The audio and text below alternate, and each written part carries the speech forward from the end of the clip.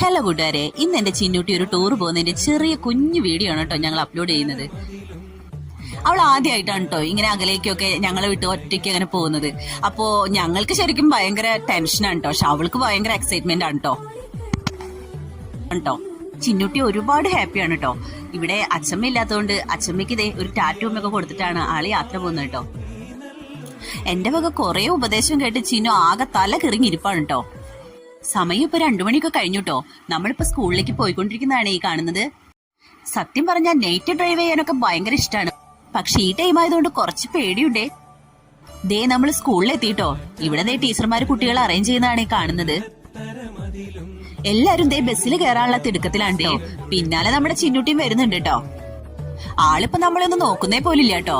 വണ്ടിയിലേക്ക് എങ്ങനെയെങ്കിലും ഒന്ന് കയറിയാൽ മതി എന്ന് വെച്ചിട്ട് ആള് പോയിക്കൊണ്ടിരിക്കുന്നേ.